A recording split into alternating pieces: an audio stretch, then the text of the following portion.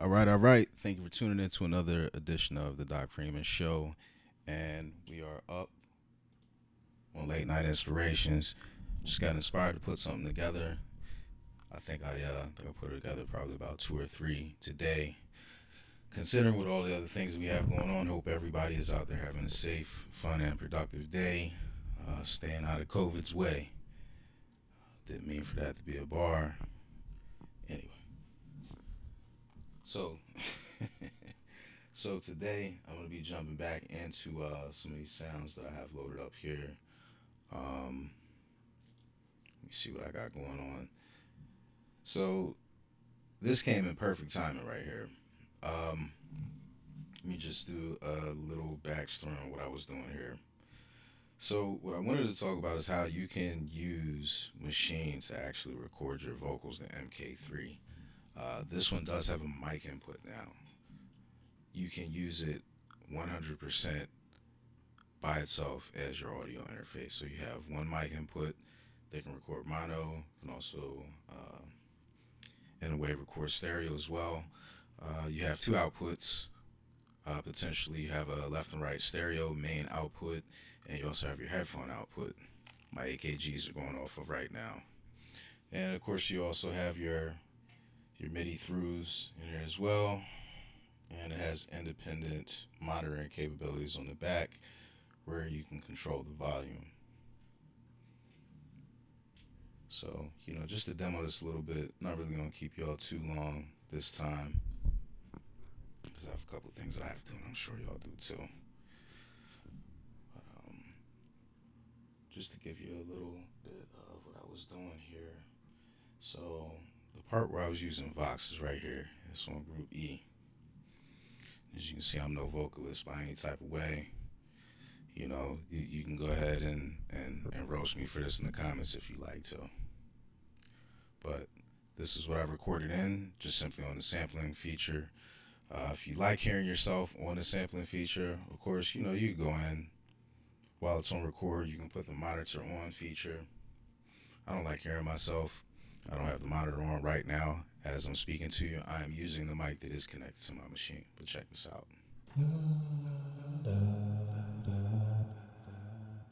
So just something like that. You could just record it in, add whatever you want to add on there. If you want to call it sauce, if you want to call it some funk, some stank, whatever. I just basically call it some reverb and some beat delay.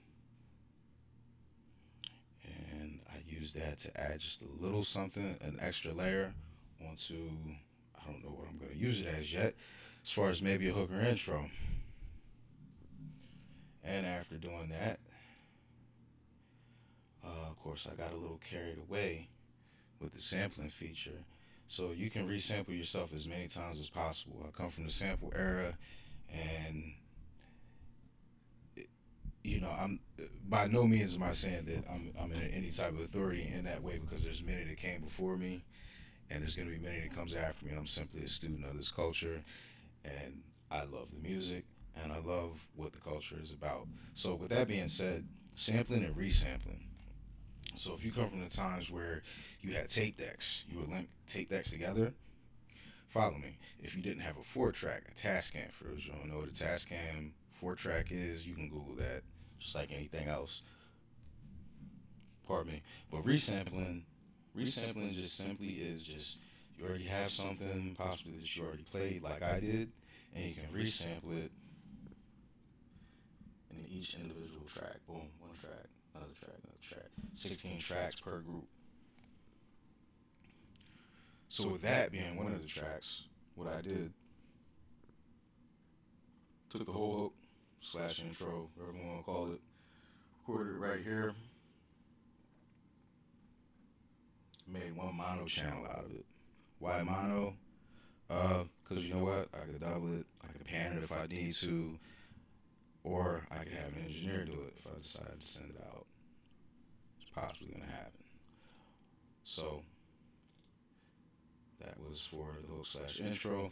Did the same thing for the verse section here too. Now this is every layer, including the bass line and your percussion. Pretty cool, right? this little mode up here, right, that you have right here that you might want to ask about, the touch strip and FX. This is really cool. So let me just play what I did right here. I'll tell you what I did first, and I'll just let it play. So what I did, I just added like a stutter effect to the end of the intro / hook, whichever we want to use it for. Might as well just let you hear it. Stop talking.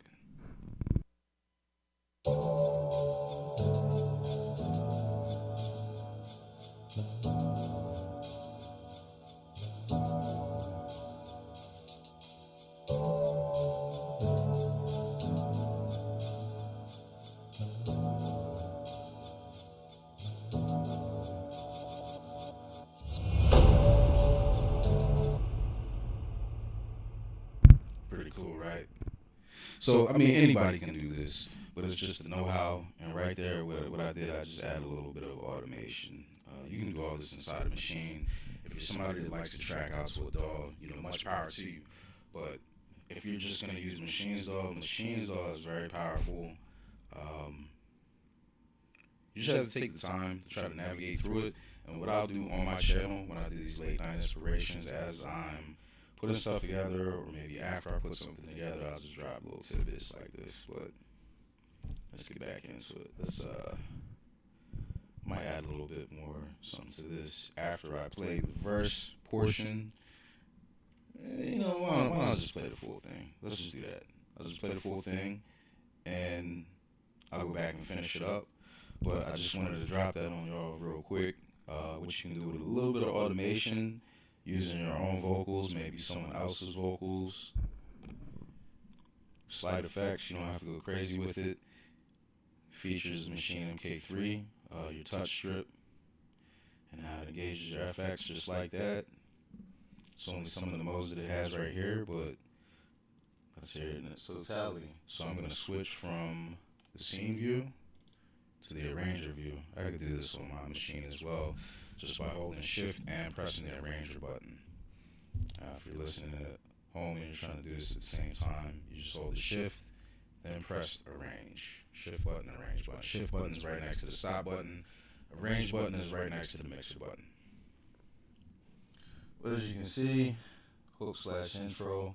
I don't know 100% what I want to do with this yet. There's the verse version for the first one.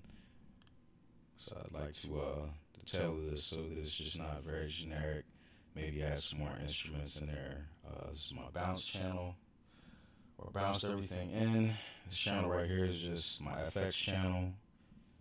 And this right here is my bass line. So I'll explain this. So this is the original bass line that I had played. Actually did play this one.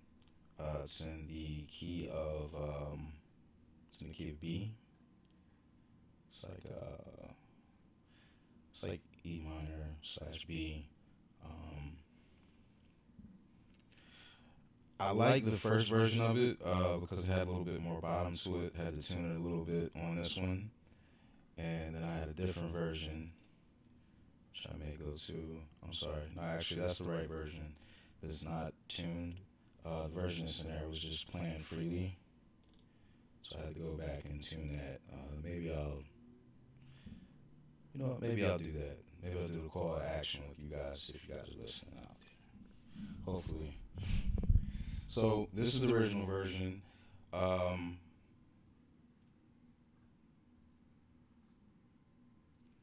And the newer version, I'll switch back to it. Let's see what happens.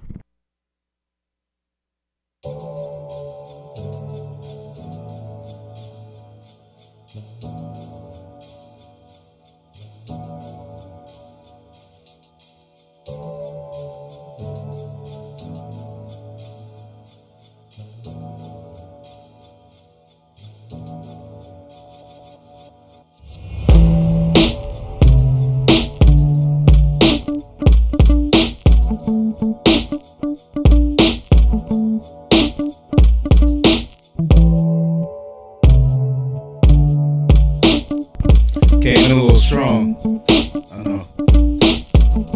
I have to do something with adjusting the volume.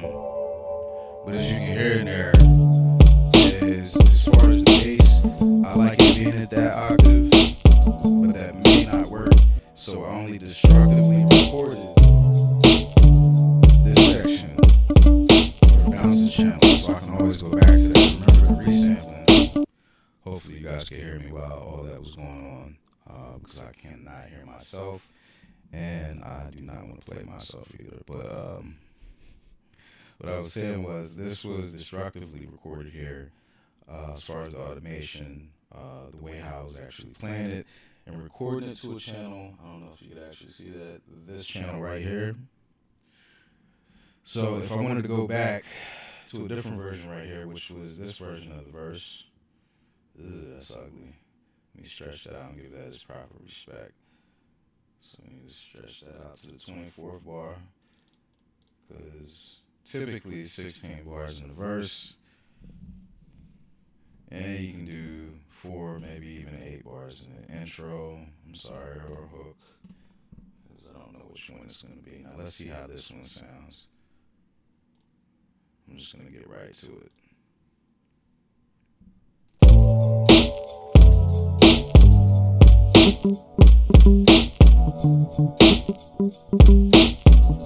It just hits differently. It hits a whole lot different. I'm not sure if I really like this version, but I can always go back and do something with that, because this is on 4-bar patterns, and with it being on those 4-bar patterns, this is something that I can take and still tweak, whereas this one right here, you can do that on your machine too.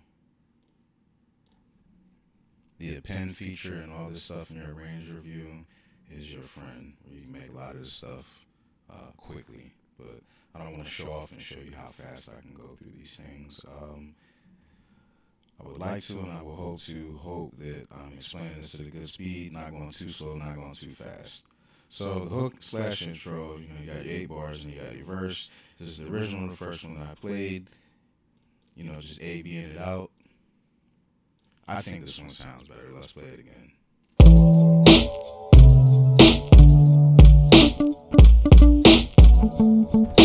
It just sounds better to me. Somebody please let me know in the comments. All feedback is welcome. But with that being said, thank you for tuning in to another late night inspiration.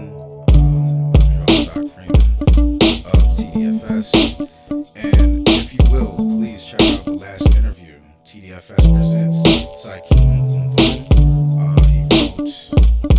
wrote The Man Commandments and Just My Thoughts. They're both available on Amazon, and it's good stuff. So, peace.